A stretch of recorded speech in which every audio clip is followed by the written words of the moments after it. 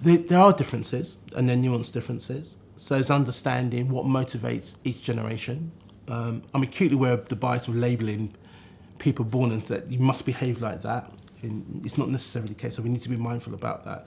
But there are trends, there are behavioural patterns that that differentiate each generation. It's really key as an employer, you're aware of those kind of motivating differences for each generation as such.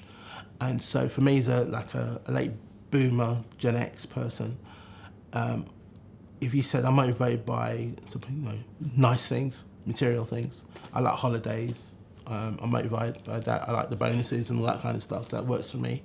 That wouldn't work for my children. They like time, they're motivated by doing a great job, they're much more entrepreneurial, but very much focused around experiences and time with friends. That's really key and important. So they won't work all the hours, but they are committed. They're just working a different way. Now, if you're a traditional sector business, you may need to flex and change. So an example of that, we've seen a much more it used to be an expectation, it's now standard around hybrid working. So hybrid working used to be called agile working. And it used to be, if you worked in a favourable place, it allows you to do that. Now, I would argue hybrid work is now standard because of COVID, and it proved that we could work much more flexibly.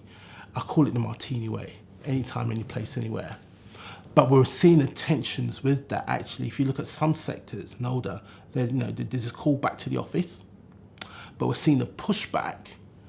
Again, some sectors thinking why, and actually, we now value that quality time, that connection time with families. So young men today who are now much more proactive part of the family, whereas the learning has been, some of the older generation men didn't do that, spent all the time at work.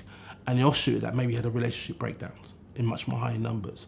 And so the learning has been actually, no, I'm no longer going to commit to working all those hours in the office to the detriment of my family. I need to spend time with my family. And so we see things like, and that plays out in parental leave, accessibility, all these other kind of key areas kind of going forward.